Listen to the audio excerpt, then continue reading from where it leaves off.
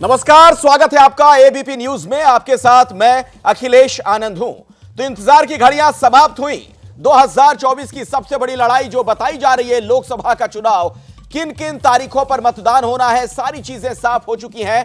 7 चरणों में चुनाव होंगे और 4 जून को नतीजे आएंगे। इस पर आगे हम विस्तार से आपको जानकारी देंगे, लेकिन अभी एक अपडेट आपको दे दें। समाजवादी पार्टी की नई लिस्ट आ गई है और खास बात यह कि आजमगढ़ से धर्मेंद्र यादव समाजवादी पार्टी के उम्मीदवार यहां से बनाए गए हैं। तो समाजवादी पार्टी की जो नई लिस्ट आई है उसमें 6 उम्मीदवारों के नाम हैं। तो अभी की बड़ी खबर अपडेट आपको दे दें। आजमगढ़ से धर्मेंद्र यादव समाजवादी पार्टी के उम्मीदवार के तौर पर चुनाव लड़ने वाले हैं। समाजवादी पार्टी की जो नई लिस्ट आई है उसमें 6 प्रत्याशियों के नाम का ऐलान किया गया है और एक प्रमुख नाम उसमें धर्मेंद्र यादव का। गौतम बुद्ध नगर से महेंद्र नागर को टिकट दिया गया है। तो गौतम बुद्ध नगर से भी समाजवादी पार्टी की तरफ से कैंडिडेट का ऐलान कर दिया गया है। ये एक नई लिस्ट जिसमें 6 नाम शामिल हैं। समाजवादी पार्टी की नई लिस्ट में आपको बता दें कि आजमगढ़ से धर्मेंद्र यादव चुनाव लड़ने जा रहे हैं समाजवादी पार्टी के टिकट पर। सुल्तानपुर से भी उम्मीदवार के नाम का ऐलान कर दिया गया है और ये धर्मेंद्र यादव पिछली बार हालांकि बदायूं से हार गए थे, इस बार आजमगढ़ से चुनाव लड़ने जा रहे हैं। 6 सीटों के लिए समाजवादी पार्टी ने अपने नामों का ऐलान कर दिया है, जिसमें से गौतम बुद्ध नगर से डॉक्टर महेंद्र नागर का नाम भी सामने आ रहा है। मिश्रिक से मनोज कुमार राजवंशी को टिकट दिया गया है। तो आप देखिए, आज चुनाव की तारीखों का ऐलान कर दिया गया है। चुनावी सरगर्मी उफान पर है और अलग अलग जो पार्टियां हैं उनकी लिस्ट लगातार आ रही है। बीजेपी, कांग्रेस की भी लिस्ट आई और उसके बाद आप देख रहे हैं समाजवादी पार्टी की एक नई लिस्ट और आ गई है। 6 सीटों के लिए उम्मीदवारों के नाम का ऐलान कर दिया गया है। तो 4 जून का हर किसी को इंतजार, जिस दिन नतीजे आएंगे। 19 अप्रैल से लेकर 1 जून तक चुनाव। यूपी, बिहार, बंगाल में 7 चरण में चुनाव होगा, जबकि महाराष्ट्र में 5 चरणों में चुनाव। महाराष्ट्र की बात सबसे पहले विस्तार से करते हैं और आइए सीधे मैं आपको डेटा सेंटर लिए चलता हूं। मेरी सहयोगी शिरीन वहां पर मौजूद हैं और महाराष्ट्र का गणित क्या है वो आपको समझाएंगे। बिल्कुल अखिलेश, क्योंकि देखिए अब चुनाव कब कब होंगे ये तो साफ हो गया है। बात महाराष्ट्र की हम कर रहे हैं और महाराष्ट्र में आखिर कब कब चुनाव होने हैं, कुछ महत्वपूर्ण डेटा मेरे पास मौजूद है। मैं जो चाहती हूं अपने दर्शकों को हम इसके जरिए कुछ जरूरी बातें उन्हें बता दें। महाराष्ट्र में 5 फेज में वोटिंग होगी। 48 सीटों के लिए 5 फेज में मतदान होंगे। 19 अप्रैल को 5 सीटों के लिए वोट डाले जाएंगे और उसके साथ अगली तारीख जो दूसरा चरण है वहां पे वो 26 अप्रैल, यहां 8 सीटों के लिए मतदान होना है। फिर 7 मई की तारीख जब 11 सीटों के लिए वोटिंग होगी। फिर अगला फेज यानी कि जो चौथा फेज होगा वो होगा यहां पर 13 मई। 11 सीटों पर मतदान होगा 13 मई को और फिर आखिरी चरण, 5वां चरण जो महाराष्ट्र का, वो 20 मई की तारीख है, जब 20 मई को यहां 13 सीटों के लिए मतदान होगा।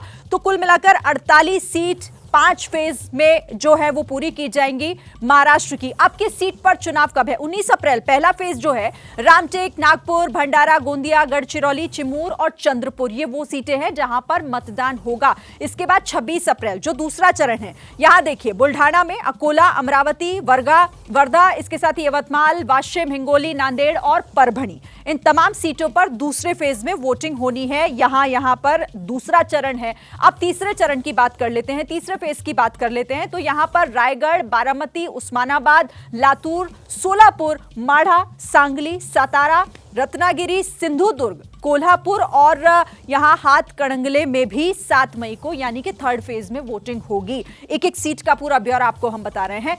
4th फेज में, चौथे फेज में 13 मई की वो तारीख होगी जब यहां पर वोटिंग होनी है। नंदुरबार, जलगांव, रावेर, जालना, औरंगाबाद, मावल, पुणे, शिरूर, अहमदनगर, शिरडी और बीड, यहां पर 4th फेज में वोटिंग होनी है। अब बात कर लेते हैं आखिरी चरण की, 5वां चरण, जब पूरी तरीके से चुनाव जो है मुकम्मल हो जाएंगे। यहां पर 20 मई की तारीख होगी वो धुले, डिंडोरी, नासिक, पालघर, भिवंडी, कल्याण, ठाणे और साथ ही मुंबई की सभी 6 सीटों पर मतदान होना है 20 मई को। तो कुल मिलाकर ये 5 चरण हैं और इन 5 चरणों में महाराष्ट्र में चुनाव होना है। अखिलेश, बिल्कुल, तो 5 चरण में 48 जो लोकसभा की सीटें हैं वहां पर चुनाव होना है। पूरी विस्तार से जानकारी आपने देख ली। महाराष्ट्र का जो चुनावी समीकरण है उसे भी हम समझेंगे। मेरे साथ कई खास मेहमान यहां स्टूडियो में मौजूद हैं। आप दिबांग को देख सकते हैं। इसके अलावा हमारे साथ यहां पर आशीष रंजन जी चुनाव विश्लेषक के तौर पर मौजूद हैं, प्रदीप सिंह जी मेरे साथ मौजूद हैं और साथ ही हमारे साथ प्रवक्ता जुड़ रहे हैं, शिवसेना के उद्धव गुट के हैं आनंद दुबे, उनसे भी बातचीत होगी। ब्रिजमोहन श्रीवास्तव एनसीपी के नेता हैं अजीत गुट के, उनसे भी हमारी बातचीत होगी। गुरु प्रकाश पासवान जी भी हमारे साथ हैं भारतीय जनता पार्टी से, और हमारे साथ स्टूडियो में ज्योति कुमार सिंह जी हैं कांग्रेस के नेता। आपका भी बहुत बहुत स्वागत। और पहला सवाल तो ज्योति जी आपसे ही मेरा है, विपक्ष से ही सवाल, कि महाराष्ट्र में जो 5 चरण में चुनाव होने जा रहा है, इस पर तो कोई आपत्ति नहीं आप लोग को? जब चुनाव आयोग ने जो अपना डेट दिया है, हम लोग सबको सर्वमान्य है और उस पर चुनाव आयोग अपना कार्य करे, अच्छा से कार्य करे, जो उनकी जिम्मेदारी है। नेताओं ने चूंकि इस तरह के बयान दिए थे 7 फेज में चुनाव क्यों और ये सारी चीजें, इसलिए पूछ रहा हूं। ये 7 फेज में देखिए सवाल क्यों उठता है, ये सारी बातें तब उठने लगती है जब सरकार के जो कार्य होते हैं और चुनाव आयोग के इन 10 सालों में जो उनके जो कार्य हैं और जिस तरह से उन्हें एक्ट किया, उस पर लोग शंका होती है। लेकिन जब महाराष्ट्र की आप बात कर रहे हैं तो महाराष्ट्र में आप देखें, आप पूरा रूरल एरिया से लेकर अर्बन तक सारे चरणों का आप 7 चरणों में आपने दिखाया है। अब इसमें देखिए किसान भी मुद्दे हैं, युवा भी मुद्दा है, महिला भी मुद्दा है, और ये सारे फ्रंट पर भारतीय जनता पार्टी फेल रही है। और अभी जो भारत जोड़ो न्याय यात्रा जो राहुल गांधी निकाले और उससे चलकर अब तो कल लास्ट मीटिंग है, जिसमें कि ये कोशिश की लोगों की बात सुनने का, जिसमें काफ़ी सफलता मिली, इस सेंस में लोगों को सफलता मिली अपनी बात को कहने का। ये बड़ा कारगर होगा कांग्रेस पार्टी और इंडिया गठबंधन के लिए। नहीं, कारगर क्या होगा, सवाल तो ये खड़ा हो रहा है जिस तरह की लड़ाई देखने को मिल रही है सीट शेयरिंग को लेकर। आनंद दुबे जी, आपसे मेरा सवाल है, मुंबई में जो नॉर्थ वेस्ट वाली सीट है उसको लेकर जो हमने देखा, जिस तरीके से तकरार की खबरें आ गई थी, संजय निरुपम नाराज हो गए थे, आपका भी बयान उस पर मैं सुन रहा था, इस तरीके के हालात रहेंगे वो भी, अब जबकि अब चुनाव की तारीखों का ऐलान भी हो गया है, कैसे फिर जीत मिलेगी? घर में ही एकता नहीं होगी तो? अखिलेश जी नमस्ते। देखिए अखिलेश, ऐसा पूरी एकता है, महाविकास आघाड़ी आपस में एकदम समन्वय बनाकर चल रही है। ठीक है, 1-2 सीटों पर यदि कोई नेता, कोई कार्यकर्ता लड़ना चाहता है, अपनी पार्टी से जाकर कहे, खुले मंचों पर आकर न कहे, क्योंकि ये एक मर्यादा का भंग होता है एक प्रकार से। हम जब मिलजुल कर आपस में सीटों की बात कर रहे हैं, अब कल राहुल गांधी जी की जो यात्रा है वो समापन की तरफ है, उसके बाद बहुत जल्द ही हम इसका निर्णय भी दे देंगे जनता के सामने कि किन किन सीटों पर हम लड़ रहे हैं। तो हमारे यहाँ कोई झगड़ा नहीं है। अब बात करता हूँ चुनाव आयोग के स्टेटमेंट पर। अब बताइए, 7 चरणों में आप चुनाव कर रहे हैं, करीब करीब 2.25 महीने का ये अंतर है।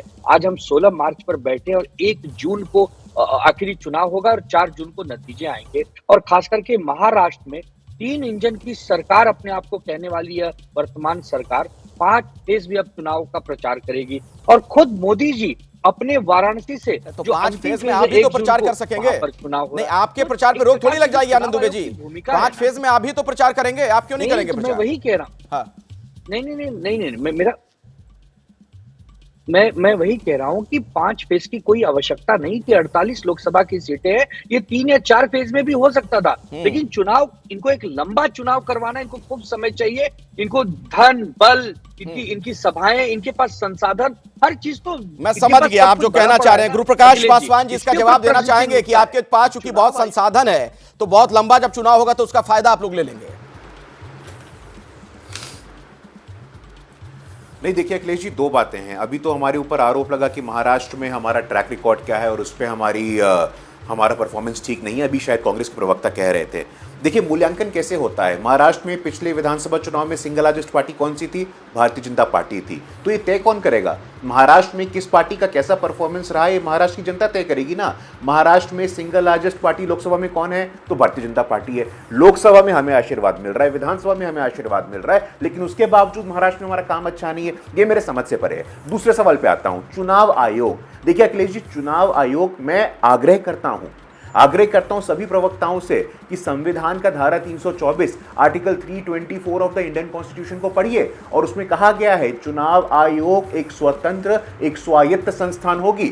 आप लोग अपने कन्वीनियंस के हिसाब से कह देते हैं संविधान सर्वोपरि है, संविधान सर्वोपरि। अरे भैया, संविधान सर्वोपरि तो संविधान को पढ़िए तो सही, संविधान को समझिए तो सही। बीजेपी ने कर दिया है 7-7 फेज में और ये आरोप हम पे लगातार कर रहा है आपके पास ज्यादा संसाधन है।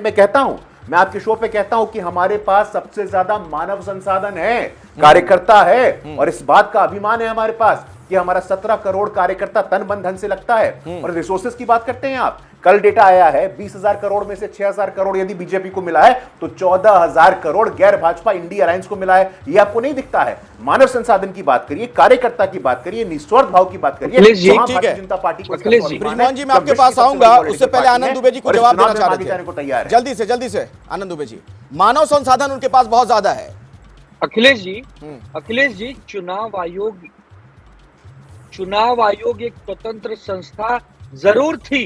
टीएन शेषन साहब का जमाना हमने जब देखा था तो हमें भी लगता था, लेकिन जिस प्रकार चुनाव आयोग के निर्णय आए हैं कि पॉलिटिकल पार्टीज को जब तोड़ा गया और उसके बाद जब लेजिस्लेचर को देखकर निर्णय दे दिया तब चुनाव आयोग पर विश्वसनीयता नहीं रह जाती है। तो कोर्ट में जाइए ना, और चुनाव आयोग कोर्ट में जाइए, कोर्ट का दरवाजा खुला हुआ है, कोर्ट का दरवाजा खुला हुआ है, चुनाव आयोग पे सवाल मत खड़ा करिए। कोर्ट में मतलब कोर्ट में तो हम गए ही हैं, तो कोर्ट में जाइए, कोर्ट का दरवाजा खटखटाइए, यहाँ चुनाव आयोग पे आरोप मत लगाइए, संविधान पे प्रश्न मत खड़ा करिए, जाइए कोर्ट में जाइए। तब तक आपने संविधान खराब कर दिया। चलिए ठीक है, चूंकि आज चुनाव की तारीखों का ऐलान हुआ है, मुझे लगता है जिस पर हम चर्चा करेंगे महाराष्ट्र की बात होगी। मैं आता हूं आप लोग के पास, एक बार ब्रिजमोहन श्रीवास्तव जी का भी मैं रुख करना चाहूंगा, आप एनसीपी के नेता हैं। ब्रिजमोहन जी जरा मुझे ये बताइए, मैं अभी पूछ रहा था कांग्रेस के नेता से सवाल की पेच क्यों नहीं सुलझ रहा है वहां पर सीट शेयरिंग को लेकर, आपका वाला जो गुट है उधर भी तो वही स्थिति नजर आ रही है, दिक्कत क्यों आ रही है यहां पर? अखिलेश जी, मैं सोचता हूं आपके पास शायद जानकारी ठीक नहीं है। हम लोग एनडीए में हैं और एनडीए के महाराष्ट्र के 3 प्रमुख घटक भारतीय जनता पार्टी, शिवसेना और नेशनलिस्ट कांग्रेस पार्टी, हम तीनों पार्टियों के नेताओं ने यह निर्णय लिया कि हमारा मकसद 48 सीटें जीतने का है। हम लोग इस मुद्दे पे नहीं, हमारे यहाँ पे कोई भी आदरणीय अधीर रंजन जैसा कोई व्यक्ति नहीं है जो विघ्नकारी हो, जो छोटे छोटे मुद्दों को उठाता हो। हम लोगों ने आपस में तय किया है कि हमारा मुख्य टारगेट ये है कि देश में आदरणीय नरेंद्र मोदी जी की सरकार फिर से आए, और उसको ध्यान में रखते हुए हम लोगों ने तय कर लिया है कि 48 सीटों का जो विभाजन होगा वो इस प्रकार से होगा जिससे कि हम मैक्सिमम 48 की 48 सीटें जीत सके। तो वही तो हमारा उद्देश्य विनेबिलिटी है। वो वही तो पूछ रहा हूं कि जो आपने तय कर लिया कि 48 की 48 सीटें जीते, तो कौन कहां से लड़ेगा, ये क्यों नहीं तय हो पा रहा है? नहीं, ये तय है। आपने शायद आदरणीय गृह मंत्री जी का बयान नहीं सुना, उन्होंने बोल दिया कि महाराष्ट्र के लिए हमने अपनी पूरी तैयारी कर ली है, और चूंकि वो हमारे प्रमुख घटक के नेता हैं, उन्होंने जो बात बोली है उसको उसमें मेरे को किसी प्रकार से वो कोई प्रतिक्रिया देने का अधिकार नहीं है। आपकी पार्टी को कितनी सीटें मिल रही हैं?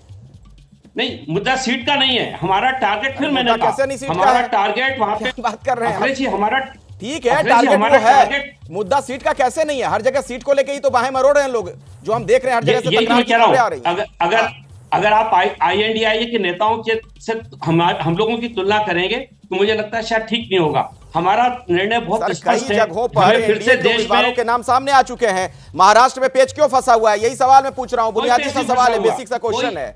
हाँ, कोई पेच नहीं फंसा हुआ, मैं यही आपसे कहना चाह रहा हूँ। सारी चीजें तय हैं और इसकी घोषणा विधिवत ठीक टाइम पे हो जाएगी। मैं एक बात जरूर कहना चाहता हूं कि जिस प्रकार से चुनाव आयोग ने 7 चरणों में चुनाव कराने का जो फैसला लिया है, राष्ट्रवादी कांग्रेस पार्टी इसका स्वागत करती है और हम पूरी तौर से इस बात पर ठीक है। चलिए, अब मेरे साथ बाकी जो मेहमान है मैं उनका रुख करना चाहूंगा। आशीष रंजन जी, महाराष्ट्र में इस बार आप क्या समीकरण देख रहे हैं, क्या आपको यहाँ पर परम्यूटेशन कॉम्बिनेशंस नजर आ रहे हैं चुनाव में? देखिए, 2024 के लोकसभा चुनाव में कुछ की स्टेट्स हैं जो कि बहुत इंटरेस्टिंग है, वेस्ट बंगाल, बिहार, महाराष्ट्र, कर्नाटका, तेलंगाना। अब रही बात महाराष्ट्र की, चर्चा कीजिए। 2014 और 2019 में बीजेपी और शिवसेना एक साथ थी, तो एक तरीके से स्वीप किया उस अलायंस ने। पहली बार 2 जो बड़ी पार्टी है, रीजनल पार्टी है, वहाँ पे एनसीपी और शिवसेना उसके टुकड़े हो गए। अब वहाँ पे जो पार्टी कैडर है, ऑफ कोर्स एमएलए एमपी दूसरे अलग अलग गुट में बट गए हैं, लेकिन जो पार्टी कैडर है या पार्टी का जो ऑर्गेनिक ग्रोथ है वो किस तरफ है और किस तरफ आएगी, वो एक इंटरेस्टिंग बैटल है। उसका अभी हिसाब लगाना बड़ा मुश्किल है। हालांकि आपके जो कुछ दिन 2 दिन पहले जो सर्वे रिजल्ट आए थे, कल ही आई थिंक, उसमें महाराष्ट्र में अपने आप में कांटे की टक्कर दिखा रही है। 28 और 20 या 43%, 42% का आंकड़ा है। इसमें से थोड़ा भी 1-2% का स्विंग इधर से उधर गया तो सीटों का खेल जो है, गणित जो है, वो बड़े पैमाने पे बदल जाएगा। 1-2 चीजें और देखिए कि वो ये है कि महाराष्ट्र में तकरीबन 7 सीटें ऐसी थी लोकसभा की जिसमें कि 5% से कम का मार्जिन था, मार्जिन ऑफ विक्ट्री। लेकिन वहीं पे आप देखेंगे कि 16 तक ऐसी सीटें थी जहां पे मैसिव 20% से एवं मार्जिन ऑफ विक्ट्री था और उसमें से ज्यादातर सीटें बीजेपी और शिवसेना जीती। अब चूंकि पार्टी टूट चुकी है मतलब कि, तो उसमें इंटरेस्टिंग बैटल होगा ये हमें देखना कि जो कैडर और वोटर किस तरफ जाते हैं और कैसा इक्वेशन बदलते हैं, तो वो हमें उसके लिए थोड़ा सा इंतजार करना पड़ेगा। और महत्वपूर्ण ये भी है कि महाराष्ट्र में लोकसभा चुनाव के बाद विधानसभा के चुनाव भी होने, उसका भी हर किसी को अब इंतजार है। दिमाग आपको क्या तस्वीर आगे नजर आ रही है फिलहाल? देखिए, महाराष्ट्र में स्थिति बहुत गड्ढम-गड्ढ है और वो इसलिए भी है क्योंकि पार्टियां इतनी ज़्यादा टूट चुकी हैं। दो बड़ी पार्टियां दो अलग-अलग घटकों में बंट चुकी हैं और दोनों घटक विपक्षी एक दूसरे के विपक्ष में है। अब सवाल ये है जिस पर बड़ी चिंता है सभी नेताओं को कि जब तालमेल होगा तो क्या हमारे वोट ट्रांसफ़र जो होते हैं वो हो पाएंगे। यानी अगर एनसीपी का कोई उम्मीदवार हो और वो एनसीपी बीजेपी के साथ अभी है, तो क्या बीजेपी का वोटर उस एनसीपी के उम्मीदवार को वोट देगा जिसको उसने ज़िंदगी भर जिसका विरोध किया है, या वो घर बैठना पसंद करेगा कि भाई अगर ये तालमेल में आ गए तो खुद लड़ें अपना चुनाव। तो ये एक बड़ा सवाल है, एक बड़ी चुनौती है वहाँ जहाँ तक गठबंधन का सवाल है। दूसरा एक जो आपने कहा ही कि भाई अब असेंबली के भी चुनाव हैं, क्या उद्धव का जो गुट है वो ये जो सिंपैथी होगी कि भाई पार्टी इनकी तोड़ दी गई, क्या वो फायदा लोकसभा चुनाव में उसका ले पाएंगे? क्योंकि लोकसभा में जो चुनाव होगा, जो मुद्दा होगा, वो प्रधानमंत्री मोदी फ्रंट से लीड करेंगे, तो क्या वो उसका फायदा उठा पाएंगे या वो सिर्फ लोकसभा में सो बहुत सारी चीज़ें हैं जो पहली बार ट्राई की जाएंगी। और जब भी पहली बार इस तरह की चीज़ें ट्राई की जाती हैं, उस चुनाव की बात छोड़ दें, तो उस समय हमेशा एक दोनों तरफ से बड़ा कॉशियस व्यू रहता है और वही हम देख सकते हैं। में तो 7 चरणों में लोकसभा का चुनाव होने जा रहा है। 4 जून को नतीजे आएंगे। 19 अप्रैल से लेकर 1 जून तक यह पूरा चुनाव होना है। अभी हम महाराष्ट्र की बात कर रहे हैं और प्रदीप जी आपसे बात नहीं हो पाई थी पिछले सेगमेंट में। सवाल मेरा यह है, हर राज्य में हम देख रहे हैं कि सीटों को लेकर ऐलान हो रहा है प्रत्याशियों का, यहां पर दोनों ही खेमों में पेच क्यों फंसा हुआ है? वजह क्या नजर आती है आपको? नहीं, देखिए, एक तो अनिश्चितता है, दो पार्टियां टूट गई हैं, तो विधायक और सांसद किसके साथ हैं ये तो बड़ा स्पष्ट है। जनाधार कौन लेकर गया है इसका अभी कोई टेस्ट नहीं हुआ है। ये पहली बार जो है लोकसभा में होगा, उसके बाद विधानसभा में कायदे से होगा। लोकसभा का चुनाव है तो ये प्रधानमंत्री नरेंद्र मोदी का चुनाव है, तो इसलिए अगर इस गठबंधन में बीजेपी ज़्यादा सीटें लड़ेगी तो इस गठबंधन को ज़्यादा फायदा होगा। अगर बाकी जो दोनों रीजनल पार्टीज़ हैं वो ज़्यादा सीटें लड़ेंगी तो गठबंधन को नुकसान होगा, क्योंकि अनिश्चितता है वहाँ पर। और नुकसान उस कंडीशन में भी होगा, मान लीजिए शिंदे और उद्धव ठाकरे का गुट आमने सामने होता है, तो वहाँ इस बात की संभावना ज़्यादा है कि उद्धव ठाकरे को सिंपैथी मिले और उसका फायदा मिले और एकनाथ शिंदे गुट को नुकसान हो। तो इसलिए बीजेपी की कोशिश, मतलब गठबंधन की कोशिश होनी चाहिए कि उनका आमना सामना कम से कम हो।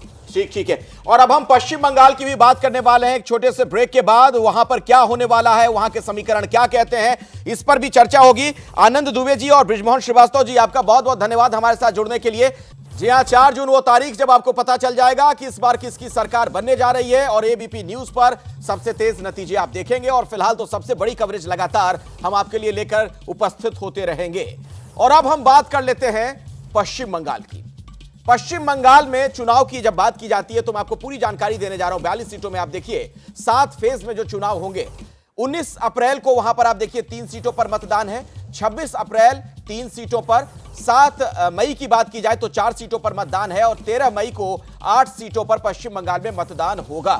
जबकि 20 मई 7 सीट, 25 मई 8 सीट और 1 जून जो आखिरी चरण है उस दिन वहां पर 9 सीटों पर मतदान होना है। शुरुआत होनी है 19 तारीख से और वहां कहां पर उस दिन मतदान होगा वो मैं आपको बता रहा हूं। 19 अप्रैल कूच बिहार से लेकर अलीपुर द्वार और जलपाईगुड़ी, ये 3 सीटें हैं। फर्स्ट फेज में यहां पर मतदान होना है। तो पश्चिम बंगाल में क्या होगा ये देखना बड़ा महत्वपूर्ण कई लिहाज से हो जाता है, क्योंकि वहां पर भारतीय जनता पार्टी पुरजोर तरीके से प्रयास कर रही है। 26 अप्रैल जो फेज 2 है, दार्जिलिंग से लेकर रायगंज और बलूरघाट, ये 3 जो लोकसभा की सीटें हैं, यहां पर उस दिन मतदान होना है। तो फेज 1 और फेज 2 की हमने आपसे बात की। अब फेज 3 में आते हैं। 7 मई मालदा उत्तर, मालदा दक्षिण, जंगीपुर और मुर्शिदाबाद, ये 4 लोकसभा की सीटें हैं जहां पर फेज 3 में 7 मई को मतदान होना है।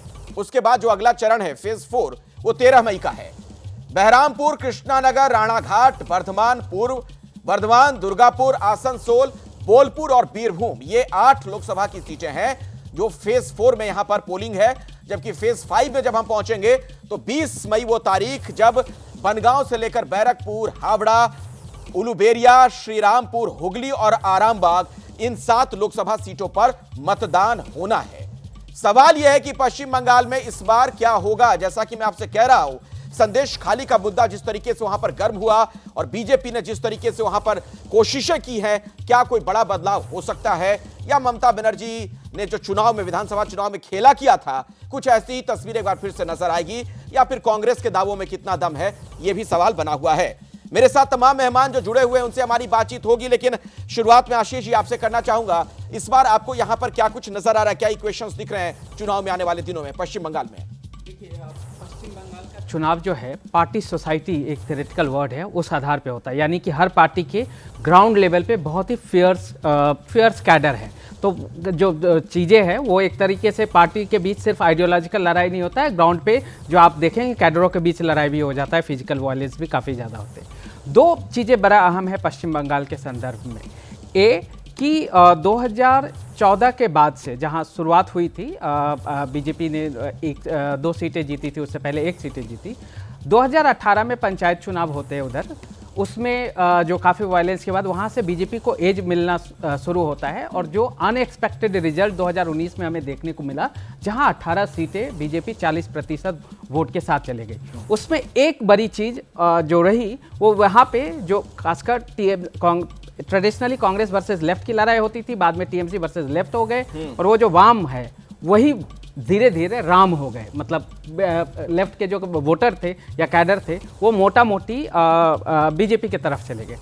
एक बात इस इलेक्शन में देखना पड़ेगा, 2021 का रिजल्ट सबको पता है, तो उस पर ज़्यादा बात करने के बजाय हमें ये देखना होगा कि क्या पश्चिम बंगाल में भारतीय जनता पार्टी का जो ग्रोथ है वो ऑर्गेनिक है, यानी कि कैडर जो है वो कितनी मजबूती के साथ अभी भी टिके हैं, ये देखना मैं आगे इस विश्लेषण में आऊंगा, लेकिन मेरे साथ जो राजनीतिक मेहमान है उनका भी मैं रुख करना चाहूंगा। गुरु प्रकाश पासवान है भारतीय जनता पार्टी से, स्टूडियो में ज्योति कुमार सिंह हमारे साथ कांग्रेस के नेता जुड़े हुए हैं, और इस वक्त स्वयं प्रकाश पुरोहित जी भी टीएमसी से जुड़ गए हैं।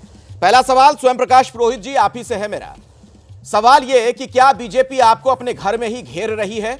संदेश खाली वाला जो मुद्दा था उसमें ऐसा लगा कि जो आपकी पार्टी की टैगलाइन थी, जब 2.5 दशक पहले आपकी पार्टी की शुरुआत हुई थी, तो मां, माटी और मानुष का नारा आप लोगों ने बुलंद किया था। उसी मां वाले शब्द पर आपको महिलाओं की सुरक्षा को लेकर घेरा जा रहा है। नहीं, देखिए संदेश खाली का जो भी एपिसोड था वो दुर्भाग्यजनक था, और जो भी आरोपी हैं, 20 से भी ज्यादा आरोपी आज की डेट में गिरफ्तार हो चुके हैं।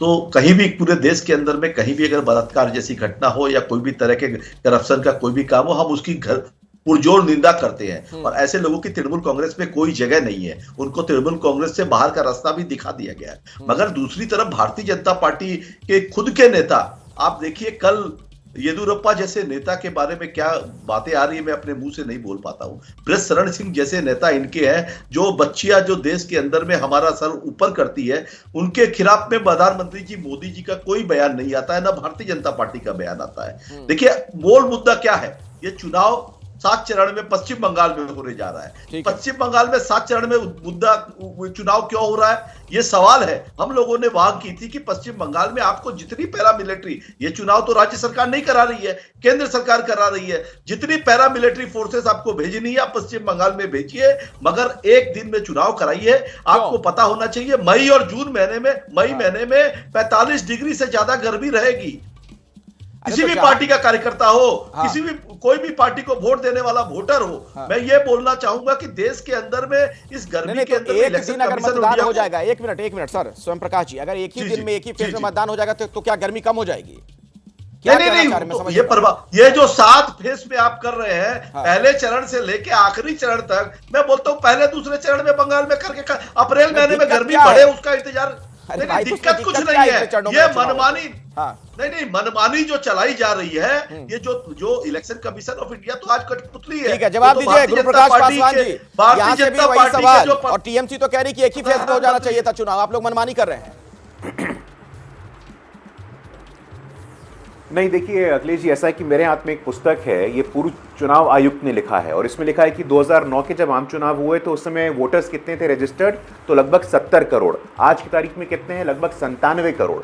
25 करोड़ वोटरों की बढ़ोतरी हुई है और चुनाव का फेज मात्र 2 फेज बढ़ा है, तो इसमें क्या है, ये तो बहुत ही स्वाभाविक सी प्रक्रिया है। चुनाव 140 करोड़ लोगों के देश में हो रहा है तो 7 फेजेस में हो रहा है, ये चुनाव आयोगों की प्रक्रिया है। लेकिन मैं 2 बातें और कहना चाहता हूं। देखिए, पश्चिम बंगाल की आप बात कर रहे हैं, पश्चिम बंगाल में पिछले 2 लोकसभा चुनाव हो, पिछले 2 विधानसभा चुनाव हो, भारतीय जनता पार्टी का वोट शेयर और भारतीय जनता पार्टी की सीटें लगातार बढ़ रही है। आज हम भारतीय जनता पार्टी पश्चिम बंगाल में प्रिंसिपल ऑपोजिशन पार्टी हैं। कोई कल्पना कर सकता था? संदेशखाली में दलित समाज की, आदिवासी समाज की महिलाओं को रेप किया गया, हत्या की गई। टीएमसी का ऑफिस बेयरर, टीएमसी का नेता शाहजहां के देखरेख में वहां की दलित बहन हमारी बोलती है कि हमें टीएमसी कार्यालय में बंद कर दिया गया और कहा गया कि 3 दिनों तक हमारे साथ रहो वरना अपने पति का कटा हुआ सिर अपने हाथों में पाओगी। इस प्रकार का संस्थागत हिंसा, खेला होबे के नाम पे जो हिंसा का तांडव टीएमसी के नेताओं ने किया था पश्चिम बंगाल की सड़कों पे, हमें आज भी याद है। मां माटी मनुष्य की बात करती हैं, लेकिन पश्चिम बंगाल की दलित, पश्चिम बंगाल की आदिवासी महिलाओं के लिए आपके मन में ना कोई स्थान है, ना कोई संवेदनशीलता है। पश्चिम बंगाल ने मन बनाया इस बार अखिलेश जी, और जवाब मिलेगा इनको। स्वयं प्रकाश जी देखिए ये जिस तरह से बात कर रहे हैं, ये पर्टिकुलर मुद्दा देखिए, इनके पास में अभी तक देखिए, हमारी नेत्री ममता बनर्जी ने 10 तारीख को, पिछली 10 तारीख को जनगर्जन सभा करके 20 लाख लोगों के सामने हमारे 42 के 42 कैंडिडेट उतार दिए, जिसमें युवा भी है, SC/ST भी है। आप बीच में मत बोलिए, मैं आपके बीच में नहीं बोला, शाहजहां कौन है? नहीं बोला। शाहजहां कौन है? बदतमीजी, अगर ये बदतमीजी करने बैठे, बदतमीजी वगैरह मत बोलिए। चलिए अपनी बात रखिए, जवाब दे दीजिए जल्दी से स्वयं प्रकाश जी। अरे मैं पूछ रहा हूं, शाहजहां ने बदतमीजी नहीं किया? अरे तुम चुप रहो ना, बीच में बस में। अरे भाई, हम कौन है बताइए, कौन है? शाहजहां कौन है? ये जेल के अंदर में है। आप सुनिए, तापस राय जिनके यहाँ 12 तारीख को ईडी रेड करती आपके है, पार्टी का और नेता है। आज वो नहीं, अभी आप भारतीय जनता पार्टी का झंडा पकड़ लिया उसने। जैसे शुभेंदु अधिकारी जैसे नेता जो प्रधानमंत्री मोदी की गारंटी की बात करते हैं, परिवारवाद के खिलाफ बात करते हैं, चुप रहिए। शुभेंदु अधिकारी कौन है?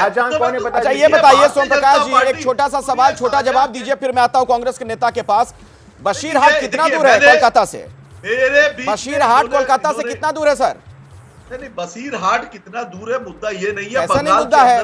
ममता बनर्जी वहां क्यों नहीं जाती हैं अगर महिलाओं पर अत्याचार की खबर आती है? वो तो मुख्यमंत्री है ना वहां की। ममता बनर्जी सुनिए, लॉ एंड ऑर्डर वहां अपना काम करता है। मणिपुर में डेलीगेशन भेजते हैं, यूपी में डेलीगेशन भेजते हैं, लेकिन कोलकाता से बशीरहाट कितना दूर है? क्यों नहीं जा पाती ममता बनर्जी?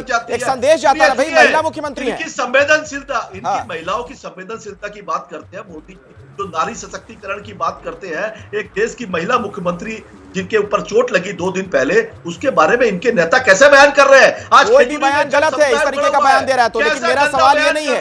मैंने सवाल ये पूछा कि कोलकाता से बशीरहाट कितना दूर है? आप बंगाल का चुनाव जो है, बंगाल का नहीं, ये देश का चुनाव है। 100 किलोमीटर की भी दूरी नहीं है। चलिए छोड़िए, आप मेरे सवाल का जवाब नहीं देना चाहते हैं, शायद आप सहज नहीं है। ठीक है, ज्योति कुमार सिंह जी, आप लोग इस लड़ाई में कहां पर हैं? चूंकि बार बार ये बात हो रही है और सीनियर जर्नलिस्ट आप पैनल में बैठाए हैं, उन्होंने भी बात कही, आपने कहा, और बाकी आप देख रहे हैं कि ये इलेक्शन मोदी के नाम पर है, मोदी का इलेक्शन है, इसकी बात कह रहे हैं। आपने 1-2 घटना का जिक्र किया अभी वेस्ट बंगाल का, तो आप मुझे बताएं अखिलेश जी, क्या इस देश की जनता और जो वोटर हैं, क्या वो एनालिसिस नहीं करेगी कि प्रधानमंत्री नरेंद्र मोदी जब प्रधानमंत्री हैं और देश के हर कोने में जो इस तरह की घटनाएं हुई हैं उस पर प्रधानमंत्री का क्या एक्शन रहा है, क्या बोलने दिया जाए, बोलने दिया छोटे में अब उस पर पूछा जाएगा ना कि मणिपुर में क्या हुआ, बनारस में लड़कियों का रेप किडनैप किया, उसके साथ क्या हुआ, उत्तराखंड में क्या हुआ, पहलवानों के साथ क्या हुआ। ज्योति जी, मुझे प्रदीप जी से भी रिएक्शन लेना, समय नहीं। दिव्यांग, देखिए मुझे लगता है कि जो पश्चिम बंगाल का चुनाव है वो बहुत ज़्यादा रोचक होने वाले हैं। पश्चिम बंगाल में चुनावों में बहुत ज़्यादा खींचतान और ऊंच नीच देखी जाएगी। विधानसभा चुनाव हुए थे 8 फेजेस में, ये वाले चुनाव जो लोकसभा चुनाव हैं ये 7 फेजेस में हैं। दोनों तरफ से बहुत सघन प्रचार होगा, दोनों के पास बाहुबल भी है, पैसे का बल भी है, पार्टी भी है और सत्ता का भी उसमें प्रकोप दिखाई देगा। तो मुझे लगता है कि बहुत ही सघन चुनाव होने वाला है। जिस तरह से ममता बनर्जी व्यू रचना करती हैं वो एक बीजेपी के लिए चुनौती भी रहने वाली है। कितनी बड़ी चुनौती हो सकती है बीजेपी के लिए ममता बनर्जी की व्यू रचना और संदेश खाली? बीजेपी के लिए बहुत बड़ी चुनौती होगी, क्योंकि ममता बनर्जी जुझारू नेता हैं, ज़मीन की नेता हैं, जनाधार वाली नेता हैं, लेकिन 2021 के विधानसभा चुनाव के बाद जो हिंसा हुई और उसके बाद संदेश खाली में जो हुआ है और इसके अलावा जो शिक्षक भर्ती घोटाले में जिस तरह से मामला सामने आया है, उनके मंत्रियों के घर से जैसे नोट बरामद हुए हैं, मेरा मानना है कि ममता बनर्जी अपने राजनीतिक जीवन की सबसे बड़ी चुनौती का सामना कर रही हैं। वो पहली बार डिफेंसिव पर नजर आ रही हैं। उनकी राजनीति आक्रामकता की राजनीति है, आक्रामक शैली में राजनीति करती हैं। पहली बार उनको जवाब देना पड़ रहा है। आप अभी शाहजहां शेख के बारे में पूछ रहे थे, ठीक है, उस पर उनके पास कोई जवाब नहीं है कि उसको बचाने का प्रयास क्यों किया।